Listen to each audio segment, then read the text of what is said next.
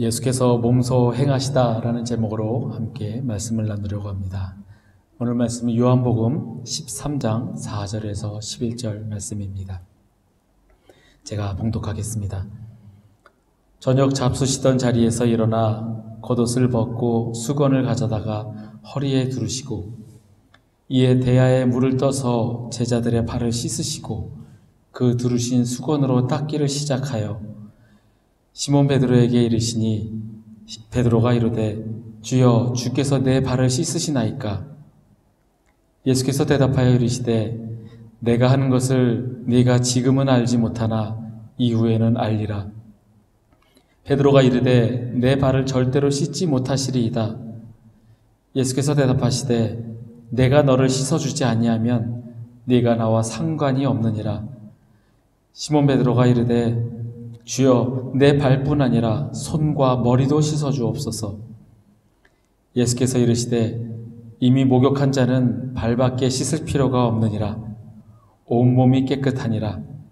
너희가 깨끗하나 다는 아니니라 하시니 이는 자기를 팔 자가 누구인지 아심이라.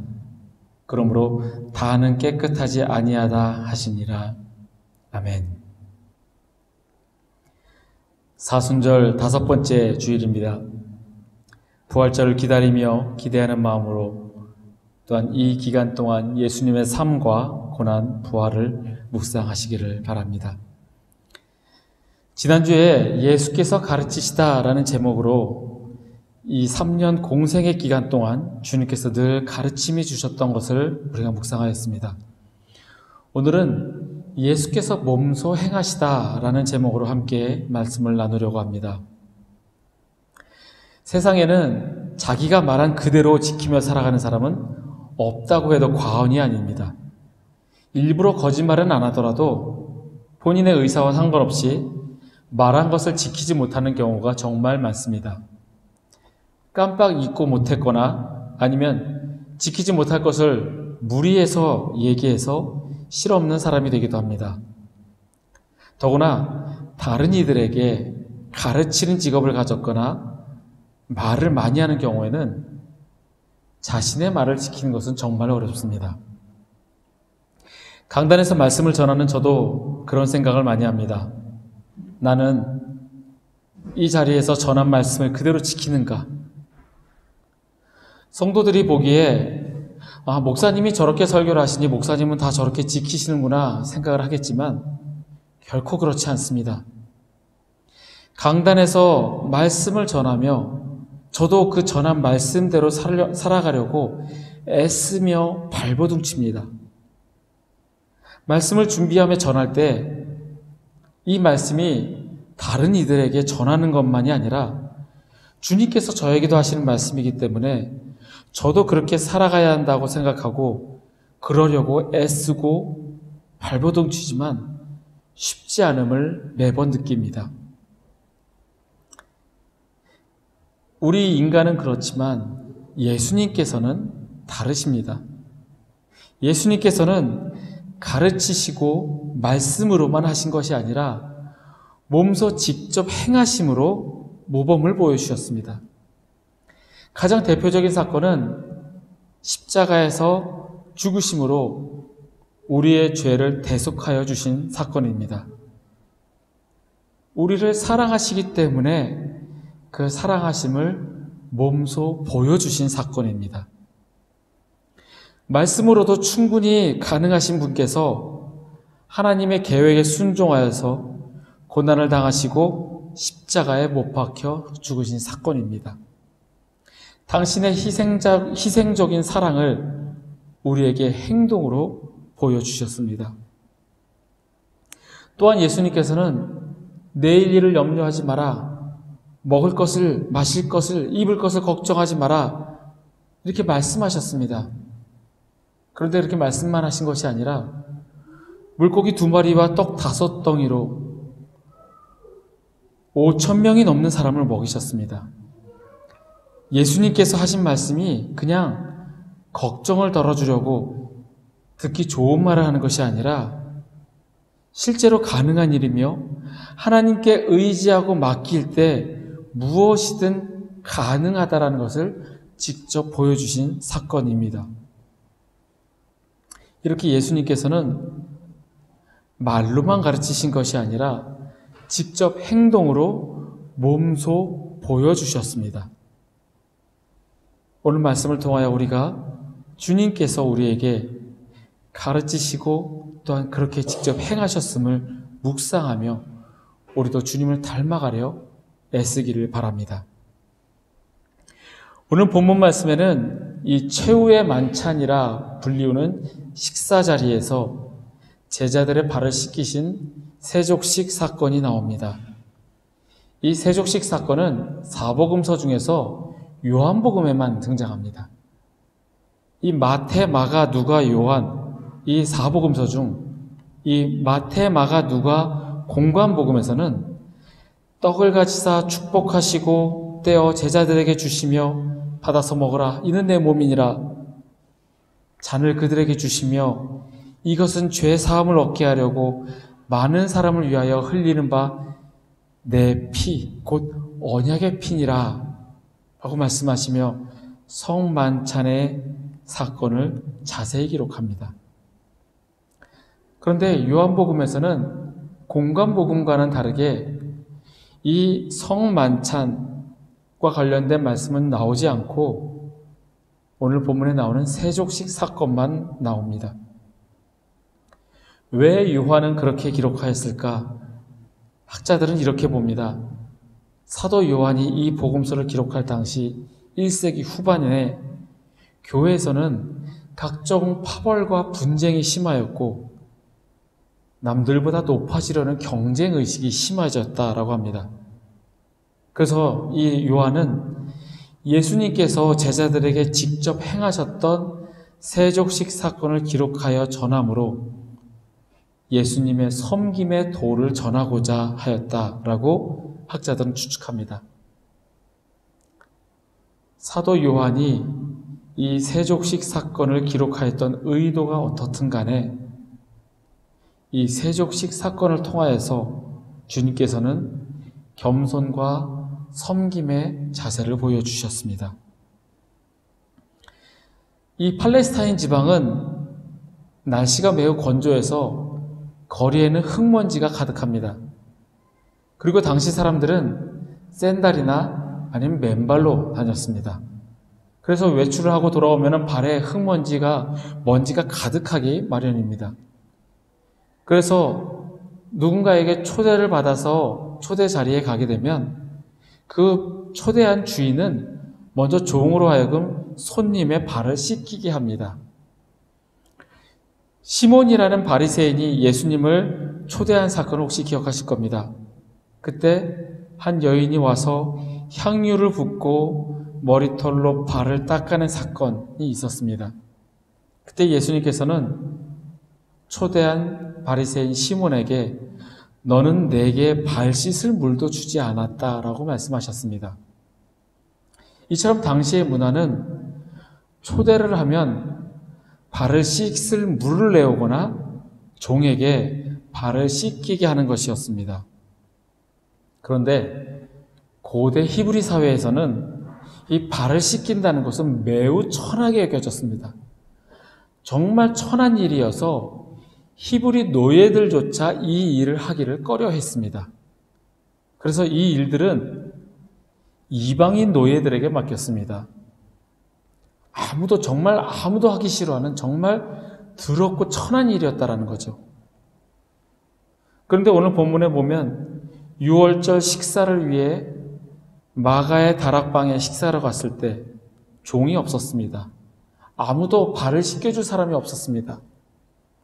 이 랍비의 제자들은 스승을 위해서 종이 하는 모든 일을 해야 했습니다.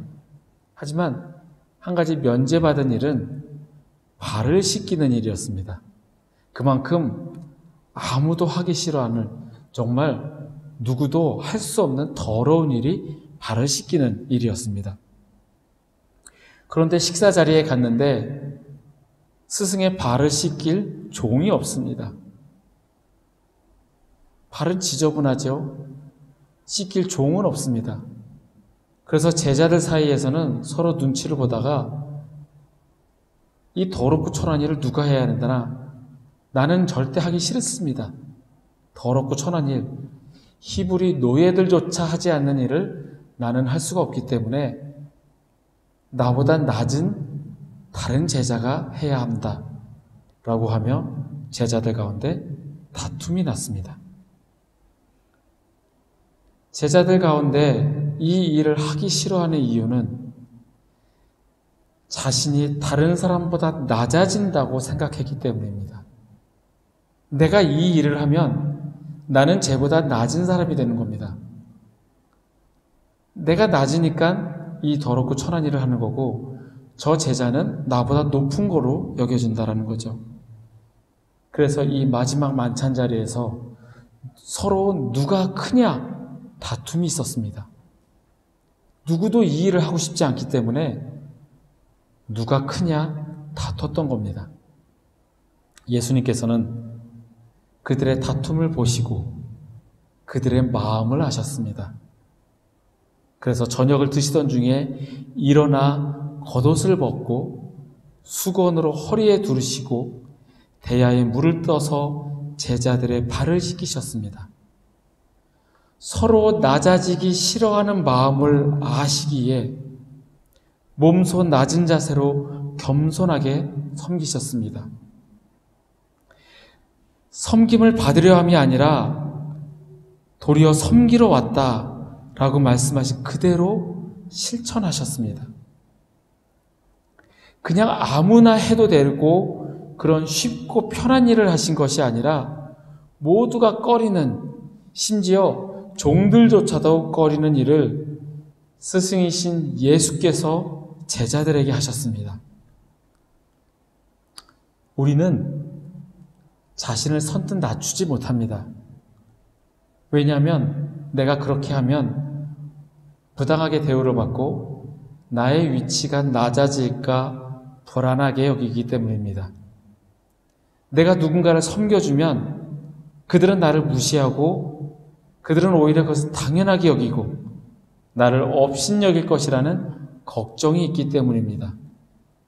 그래서 절대 함부로 나 자신을 낮추지 않습니다. 흔히 하는 말로 쉽게 보이면 안 된다고 하죠. 쉽게 보이면 함부로 대하기 때문에 나는 오히려 센 척 해야 되고 뭔가 지위가 있는 척 그렇게 해야 된다고 우리는 배우고 그렇게 자랐고 지금도 그렇게 합니다. 제자들 역시 다르지 않았습니다. 내가 주님의 발을 씻겨드리면 다른 제자보다 낮아진다고 생각했기 때문에 발 씻을 준비도 하지 않았고 스승이신 주님의 발을 씻겨드리려 하지 않았습니다. 하지만 주님께서 낮아지려고 섬기려고 그들의 발을 씻기셨습니다. 바로 주님께서 말씀하신 그대로 몸소 행하심으로 보여주셨습니다. 누가 크냐 다투는 제자들에게 그만 싸워라. 내가 지금까지 너희들에게 가르치지 않았니? 화를 내시며 무엇이 옳다라고 말씀하시지 않으셨습니다. 내가 섬기라고 하지 않았니? 왜 서로 섬기지 못하고 낮아지려 하지 않니? 내가 했던 말 또 해야 되니? 그렇게 가르치지 않으셨습니다. 너희들은 스승이 나에게 발 씻을 물도 준비하지 않고 발을 씻기지도 않다니 제자된 도리가 아니구나 역정을 내지도 않으셨습니다. 주님께서는 단지 가르치신 말씀을 그대로 몸소 행하심으로 보여주셨습니다. 요즘 사람들은 다 똑똑합니다. 사람들이 쓰는 글들을 보면 어떻게 저렇게 글을 잘 쓸까 싶기도 하고 말이 얼마나 청산유수인지 정말 배운 게 많구나 느낍니다. 그런데 말은 그렇게 하고 글은 그렇게 쓰는데 자신이 한 말을 과연 얼마나 지킬까 생각해 보면 고개가 갸우뚱해집니다. 제가 늘 말씀을 준비할 때마다 느껴지는 것은 주님께서 제게 하시는 말씀이라 여겨집니다. 그래서 말씀을 준비할 때 저에게는 회개하는 마음이 가득해집니다. 주님께서 이렇게 말씀하셨는데 나는 지키지 못했구나. 아니, 나는 모르는 척, 정말 아닌 척 무시하고 지나갔었다라고 생각이 듭니다. 그래서 말씀을 준비할 때마다 성도 여러분 들으십시오. 하나님의 말씀입니다. 이 생각보다는 제게 하시는 말씀이라는 생각이 더 많이 듭니다. 저를 돌아보며 나는 말한 대로 지키는가? 다른 사람보다 낮아지는 것처럼 보여지기 싫어서 일부러 피하지는 않았나? 남들보다 무식하다고 여겨지기 싫어서 오히려 아는 척 똑똑한 척 하지는 않았나? 돌아봅니다. 우리가 그리스도인이라고 한다면 우리는 어떻게 해야 될까요? 늘 내 안에 이 질문을 품고 살아가시면 좋겠습니다. 예수님이라면 어떻게 하실까? 예수님이라면 어떻게 하실까? 주님께서는 몸소 행하셨습니다. 저와 여러분도 주님과 같이 되기를 소원합니다. 예수님께서는 제자들의 발을 씻기셨습니다. 이 사건을 통해서 우리는 예수님께서 자기 사람들을 끝까지 사랑하심을 알 수 있습니다. 본문 앞절인 1절 하반부입니다. 세상에 있는 자기 사람들을 사랑하시되 끝까지 사랑하시니라. 한번 예수님과 제자들의 최후의 만찬 자리를 한번 상상해 보시죠. 식사 자리에서 누가 크냐고 막 다툽니다. 그런 그들을 보시며 예수님께서는 발을 씻기십니다. 예수님께서는 그들의 마음을 다 아시는데 과연 예수님의 마음은 어땠을까요? 한 명 한 명 발을 씻길 때마다 오늘 밤에 너는 나를 배반하고 도망가겠지. 베드로의 발을 씻기시며 너는 나를 3번이나 모른다고 부인할 거야. 가룟 유다의 발을 씻기시며 너는 은 30에 나를 팔았지.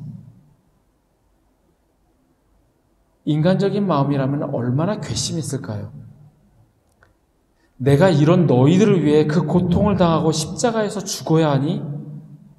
그렇게 가르치고 함께 생활하고 나를 사랑한다고 고백했던 너희가 곧 있으면 나를 버리고 도망갈 텐데 다른 사람은 아니더라도 너희들은 그러지 말아야지. 잠시 후에 일어날 일들을 생각하면 화도 나고 고통당할 것 생각하면 두렵기까지 했을 겁니다. 그런데 주님께서는 그들을 끝까지 최대한으로 사랑하셨습니다. 예수님께서 마지막 숨을 거두는 순간까지, 십자가의 순환을 당하는 순간까지 그들을 사랑하셨습니다.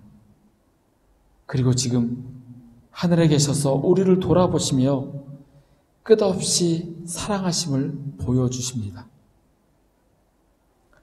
예수님께서는 가룟 유다에게 회개할 기회도 주셨습니다. 너희 중 하나가 나를 팔리라 말씀까지 하셨습니다. 그 말에 가룟 유다가 양심의 가책을 받고 찔림을 받아 주님 죄송합니다. 제가 안 그러겠습니다. 라고 회개할 수 있는 기회가 있었지만 가룟 유다는 끝끝내 회개하지 않았습니다. 하지만 예수님께서는 그를 끝까지 사랑하셨습니다. 예수님께서는 세족식을 마치시고 제자들에게 새 계명을 주십니다. 요한복음 13장 34절의 말씀입니다. 새 계명을 너희에게 주노니 서로 사랑하라. 내가 너희를 사랑한 것 같이 너희도 서로 사랑하라. 새 계명은 서로 사랑하라입니다. 그런데 새 계명이라고 말씀하신 이유가 이전에 없던 말씀을 하신 것이 아닙니다. 이미 레위기에 내 이웃 사랑하기를 내 자신과 같이 사랑하라 라고 말씀하셨습니다. 네, 예수님께서 새 계명이라고 말씀하신 것은 내가 너희를 사랑한 것 같이에 있습니다. 내가 너희를 사랑한 것 같이 너희도 서로 사랑하라. 예수님의 십자가 희생의 기준을 두라는 겁니다. 옛 계명이 이웃사랑의 기준을 인간의 자기 사랑에 두고 있다면 새 계명은 예수님께서 우리를 위해 죽으시기까지 사랑하신 완전하고 희생적인 사랑을 모델로 삼으라는 이야기입니다. 내가 너희를 위해 죽을 만큼 죽기까지 너희를 사랑한 것처럼 너희도 서로 사랑하라 라고 말씀하십니다. 그냥 대충 사랑해라. 너희가 하고 싶을 때 하고 하기 싫을 때는 하지 말고 그렇다는 것이 아니라 비록 제자들이 주님을 배반할 것을 알고 있음에도 그 은 30에 예수님을 팔아 넘기는 것을 알고 있음에도 그들을 끝까지 사랑하셨던 것처럼 내가 너희를 사랑했던 것처럼 너희도 서로 사랑하라 말씀하십니다. 사람들 사이에 이기적이고 조건적인 사랑이 아니라 무조건적이며 자기 희생적인 사랑, 주님이 우리에게 베풀어 주신 그 사랑을 하라는 것이 예수님이 우리에게 주시는 새 계명의 말씀입니다. 사도 요한은 제자들 가운데 유일하게 순교하지 않고 오랫동안 수명을 다하여 살았던 사람입니다. 이 사도 요한을 사랑의 사도라고 부릅니다. 체코의 종교개혁자 제롬의 말에 의하면 사랑의 사도 요한은 나이가 들어서 기력이 쇠해져서 장기간 설교하는 것이 힘들어졌을 때 가끔씩 에베소 교회에 나와서 교인들에게 한마디씩 권면하는 것으로 설교를 대신했다고 합니다. 요한은 에베소 교인들을 권면할 때마다 항상 온화한 얼굴로 나의 아들들아 서로 사랑하라 이 말을 반복했다고 합니다. 그런데 이 에베소 교인들이 사도 요한이 나와서 권면할 때마다 그 이야기를 하니 너무 식상한 겁니다. 항상 같은 말을 하니까 식상하죠. 그래서 사도님, 왜 똑같은 말만 계속 되풀이하십니까? 예수님의 다른 귀한 가르침도 우리에게 가르쳐 주십시오. 라고 했을 때 요한은 이렇게 이야기했습니다. 이것이 예수님의 명령이니라. 요한일서 4장 7절입니다. 사랑하는 자들아, 우리가 서로 사랑하자. 사랑은 하나님께 속한 것이니 사랑하는 자마다 하나님으로부터 나서 하나님을 알고 사랑하지 아니하는 자는 하나님을 알지 못하나니 이는 하나님은 사랑이심이라. 서로 사랑하라. 내가 너희를 사랑한 것처럼 서로 사랑하라. 예수님의 새 계명입니다. 이제 다음 주간이 되면 고난주간이 시작됩니다. 고통당하시고 고난받으시기까지 십자가에서 죽으시기까지 우리를 사랑하신 것처럼 우리도 서로 사랑하기를 주님께서는 원하십니다. 주님의 명령입니다. 새 계명입니다. 내가 너희를 사랑한 것 같이 너희도 서로 사랑하라. 말씀만 하지 않으시고 몸소 행하셨던 주님이십니다. 낮은 자리에서 겸손함으로 섬기러 이 땅에 오셨고 우리를 위해 죽기까지 사랑하셨습니다. 주님은 사랑이십니다. 말씀을 정리하겠습니다. 천한 일을 하는 것이 자신이 다른 사람보다 낮아진다라고 생각해서 서로 크냐, 누가 크냐 다투는 제자들에게 주님께서는 몸소 발을 씻기시며 섬기셨습니다. 섬김을 받으려 함이 아니라 도리어 섬기러 왔다 말씀하신 그대로 섬기셨습니다.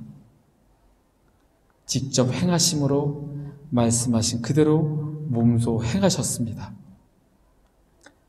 내가 너희를 사랑한 것 같이 너희도 서로 사랑하라 말씀하십니다.